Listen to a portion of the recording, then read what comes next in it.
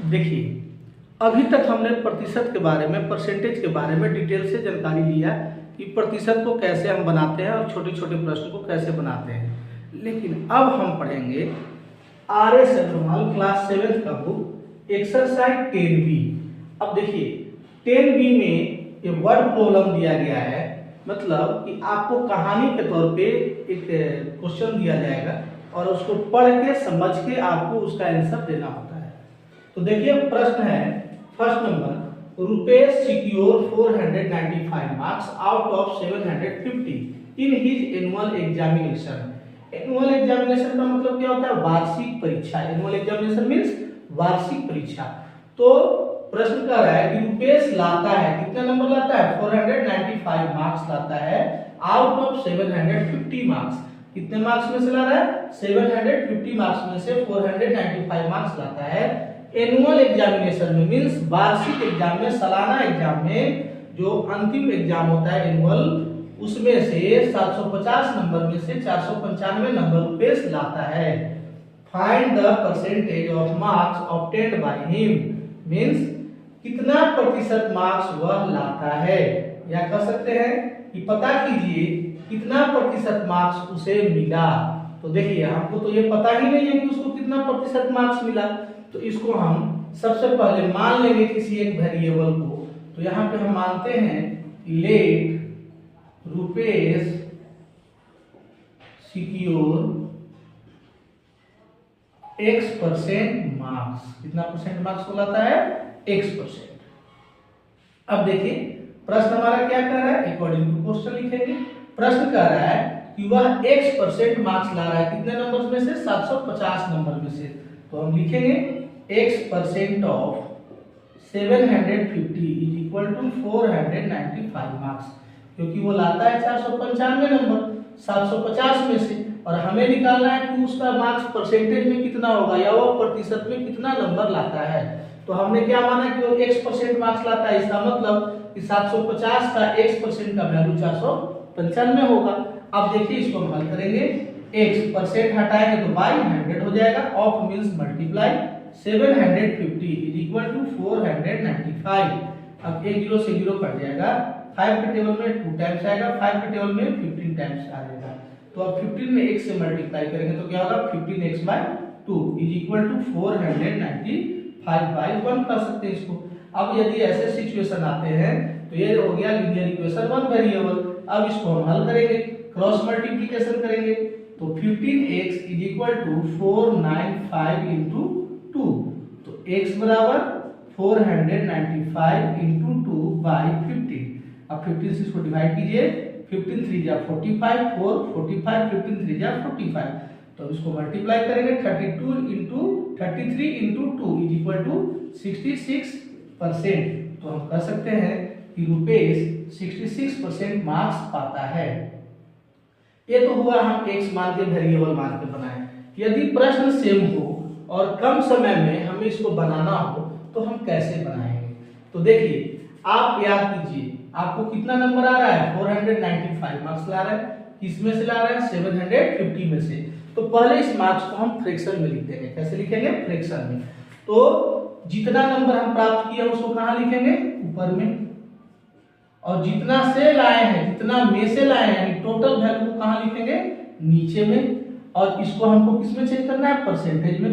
तो परसेंटेज में बदलने के लिए हम इसको 100 से मल्टीप्लाई कर देंगे, एक 0 से 0 कट जाएगा, 5 2 जा 10, 5 से 15 5 जा 75, और 15 से इसको काटेंगे तो 33 टाइम्स में कट जाएगा। तो 33 इंटू 2 इज इक्वल टू 66%। तो ये उसके लिए है जो किसी भी कॉम्पिटिटिव एग्जाम देना चाहते हैं या जिनको OMR शीट पे आंसर लाना है उनके लिए है, और जो बच्चे क्लास में बनाएंगे उनके लिए ये मेथड होगा। बच्चों अब हम लोग देखेंगे प्रश्न नंबर 2। क्वेश्चन नंबर 2 क्या कह रहा है?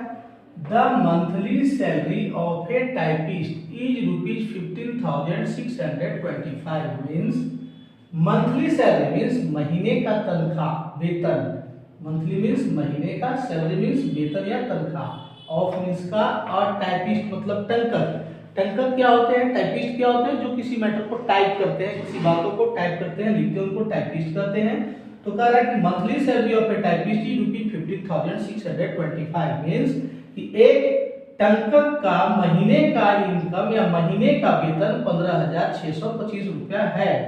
इफ अगर ही गेट एन इंक्रीज ऑफ 12%, अगर वह पाता है, क्या पाता है, इंक्रीज मतलब वृद्धि, ऑफ 12%, कितने परसेंट की वृद्धि पाता है अपने सैलरी में, 12% की। फाइंड ही न्यू सैलरी, तो बताइए उसका नया सैलरी क्या होगा। तो देखिए हमको यहाँ पे दिया हुआ है कि सैलरी उसका बढ़ गया, कितना बढ़ गया, 12%। तो बताइए कि नया सैलरी क्या होगा। तो हम क्या करेंगे इसके लिए, तो अभी हमारा वर्तमान सैलरी कितना है, 15,625 रुपया है ना। करेंट सैलरी तो हमारा यही है, तो हम इसको लिख सकते हैं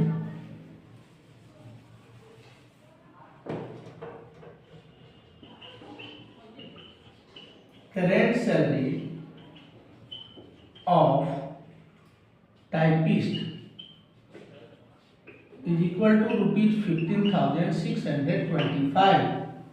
फिर लिखेंगे क्या, सैलरी इंक्रीज बाय 12%। ठीक है, सैलरी कितना बढ़ रहा है, 12%। तो therefore increase in salary, increase in salary, salary कितना बढ़ जाएगा बाबू, हमने लिखा कि वर्तमान सैलरी उस टंकक का 15,625 रुपया है। सैलरी इंक्रीज करता है 12%, तो नया सैलरी या बढ़ा हुआ सैलरी क्या होगा, इंक्रीज इन सैलरी मतलब सैलरी में वृद्धि, उसके इनकम में वृद्धि कितना हुई, तो 12% ऑफ 15,625। अब इसको हल करेंगे, 12% हटाएंगे बाई 100 इंटू 15,625, इन दोनों को काटिए, 4 3 जा 12, 25 4 जा 100।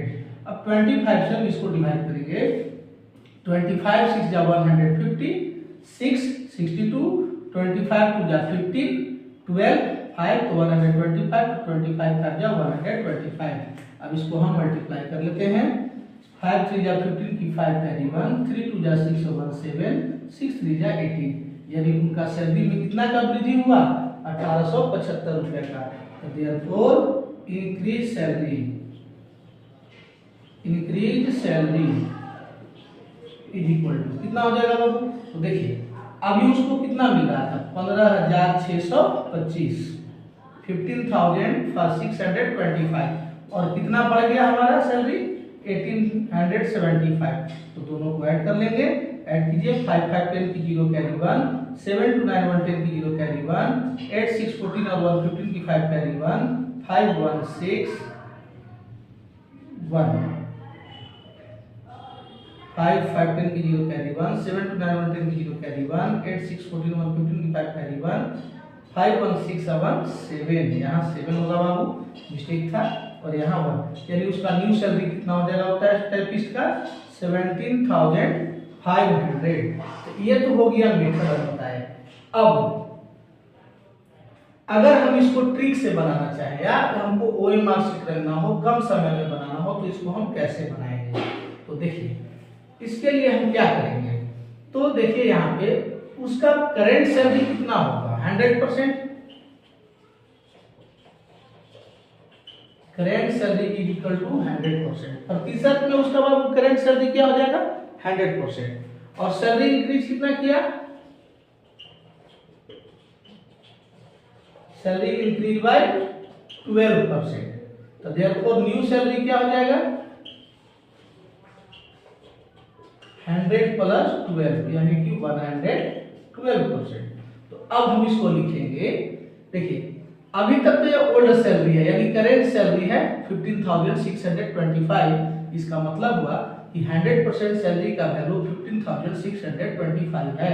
तो हम लिखेंगे कि 100% इज इक्वल टू 15,625, तो 1% का वैल्यू क्या हो जाएगा, 15,625 बाई 100, और हमको निकालना है 112% का वैल्यू, क्योंकि 100% तो पहले मिल रहा था, 12% बढ़ गया तो बढ़ के कितना हो जाएगा 112%। इसको हम हल करेंगे तो 15625 बाई 100 इंटू 112।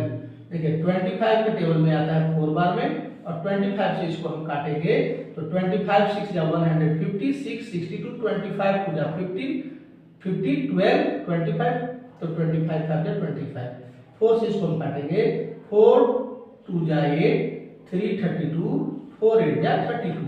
अब हम मल्टीप्लाई कर लेंगे कि कितना इसका सैलरी होगा, तो मल्टीप्लाई कीजिए 625 में 28 से मल्टीप्लाई करना है, करिए 8 5 जा 40 की 0 कैरी 4, 8 2 जा 16, 4 20 की 0 कैरी 2, 8 6 जा 48 और 2 50, 5 2 जा 10 की 0 कैरी 1, 2 2 जा 4 और 5, 6 2 जा 12, ऐड करेंगे 0 0 5 5 2 7 1, कितना हो गया बाबू 17,500।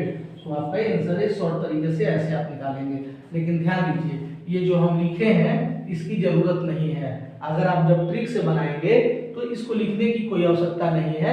आप मेंटली समझ लीजिए इसको कि उस व्यक्ति, कोई भी व्यक्ति हो जिसका जो भी सैलरी मिलता हो, चाहे 10 रुपया मिले, 20 रुपया मिले, 50 रुपया मिले, इससे कोई मतलब नहीं है, उसका जो सैलरी होगा वो अपने आप में कितना परसेंट होगा 100%।